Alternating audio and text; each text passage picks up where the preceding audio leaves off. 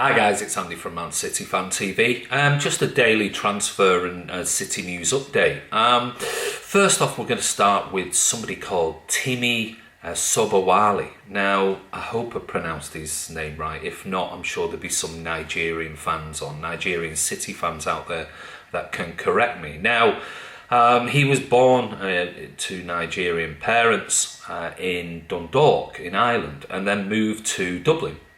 From Dublin, he moved to Waterford, where he started playing football and represented a team called Villa FC. Now, Villa FC, he also represented the under-15 Republic of Ireland team. Now, his age-wise is around about 17. I can't find a birth date for him on any of the research. But in February of 2017, Man City sent Sebastian Arneson. Now, if you don't know who Sebastian Arneson is, he's the academy scout, main scout for Man City, and he signed with City around about 2012. He's actually the son of Frank Arneson, who was at Spurs and Chelsea as their head scout. Now, he went to see this tournament where he was playing for the under-15s Republic of Ireland team against the Netherlands. I think it was a double header against it. Lots of other scouts were there as well to watch, not only Sobowale, but a few other Nigerian players of Nigerian descent, some of them playing for Spurs, some of them playing for Arsenal, and Man United were actually sent to watch this kid. Now, as it turns out, Spurs actually thought they'd signed this kid because he did actually represent or played for Spurs under 16s at one time. However, it looks like City have nipped him and managed to sign this particular kid, which is great news. As far as who he is and what he's like, I've no idea. Now, I know there was a quick Q&A on the Man City website with him, but it didn't really go into any detail. There were really generic questions about players and how he's getting on with the players, any friends that he's made, etc., etc. Although he did say to him, tell us one thing that you can do really well, and he said cook. So, I mean, that's to the extent of about knowing about this particular kid. So, if there's any Nigerian fans out there, then please, or Nigerian fans who know more about this kid, his date of birth, etc., please let us know. Maybe I'll send this kid a message on Twitter or his Facebook page. No doubt he's on there. Now, he in the Q&A, they asked him what sort of player do you sort of model yourself on, and he said Vincent Kompany. Now, I'm not sure whether he's a centre-back, which I don't think he is. I think he's probably playing in a role around about, in the middle of midfield, whether it be a central defensive role, I'm not too sure. I think he's actually got a brother, if I'm right, called Tonmisi, and they seem to play together for FC Villa in the centre of midfield. So we'll see about this kid. He's going to go straight into the under-18s, and no doubt this season we'll keep a close eye on him, and fingers crossed he does really well. Now, just another bit of news. It looks like Alex Garcia has gone back on loan to Girona for another year. We all had high hopes for him. We saw him in a few games the season before last and thought, this could be one of the kids coming through the academy. But again, everything seemed to stall. Didn't seem to get more opportunities. Went on loan, and again, he's gone back on loan to Girona. I think Girona must have at least 8 players now on loan from Manchester City. So from us at Man City Fan TV, Alex, we wish you all the best for the coming season. Another little tiny bit of news was about Samir Nasri. Now, I know he's no longer a City player, but as we know, he got a ban for taking an illegal substance in a medical centre in America. Well, it looks like they've extended that ban to 18 months. Now, I know he has served part of that ban, and he will be back playing allegedly now sometime in November, even though he has actually played, I think 7 games for Antalyaspor already. So I was reading the article. I think it was on the BBC Sport Football page, and I just thought, what a waste of a talent. I mean, the guy had serious qualities, but for one reason or another, whether it be his ego or what, I've no idea. But a real shame, because you can imagine the likes of a real fit, firing Samir Nasri in this particular team. It'd be a massive addition to the squad. But c'est la vie, and we move on. And finally, I read a really interesting article in the Manchester Evening News, and it was about 5 seconds, 5 minutes. Now, it was talking about Pep's pressing game. Now, we've all heard of the 5-second rule of getting the ball back and winning the ball back, but this interview was with Dominic Torrent, who was City's number 2.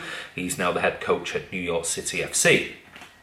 And it was really insightful. He was talking specifically about the press and saying, it's absolutely drilled into every player from, Cruyff days. Pep's took it forward, and every player must win that ball back, which we've seen at Barcelona. We've seen that model at Munich. And Torrent said, obviously, we do that as high up the pitch as possible. And again, we saw that last season in particular. Now, he then went on to say, in Pep's Barcelona days, they had the lowest number of goals conceded, and the same again at Bayern Munich.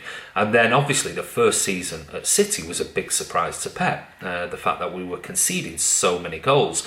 And they really worked hard on it for last season, where they were drilling the players, this 5-second press, to the point of where 2 to 3 weeks before the game, they'd spend hours every day on the training pitch, winning the ball back, actually purposely losing the ball and making the players win it back within 5 seconds.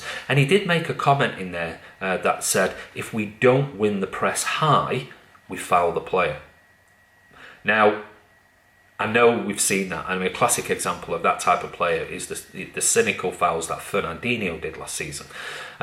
We might not call it cynical, but certainly many opposition players, managers and pundits alike use that word on numerous occasions. So I think we're probably going to have to be a little bit careful with that, certainly in the coming season, because if this sort of information is now being made public by an ex-City coach, then maybe referees are going to start looking at this, and rather than sort of giving them the usual sort of 1 warning, that's 2, this time they may turn around and say cynical fouls, yellow cards straight away, which we don't really want.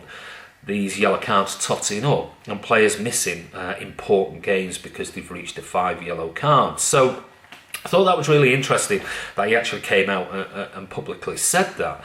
Another point he made was about the 5-minute rule. Now, this was something that I'd not really heard a great deal about. And what he was saying is we have the 5-second press, which is absolutely drilled into the players. Every single player who comes to City must press and try and win that ball back within 5 seconds.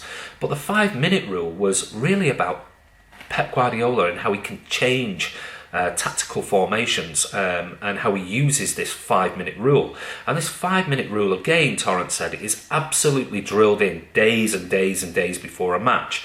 And what they'll do is spend hours and hours on using one particular formation, whether that be if the opposition team thinks that City are going to play a 3-5-2, for example, they'll start with a 4-3-3. And they'll go at them. They'll actually go at the opposition team in that formation. And sometimes it can take 5 minutes for an opposition manager to actually realise what is happening and make changes. And what Pep will do then, as soon as they make that change, or he sees that, let's say, potential 4-3-3 isn't working, he'll suddenly switch and he'll go into a different formation. And he said they are so subtle, the changes, that it takes a while for an opposition manager to realise what's happening. We're not talking about suddenly, 2 strikers playing up front or Sane moving from the left to the right wing. They are very, very subtle changes. And I think we saw that last season. I mean, clearly the way that we David Silva and De Bruyne in particular were rotating with one dropping deep, or the likes of Fabian Delph coming inside and leaving huge amounts of space on the left for a potential counter-attack.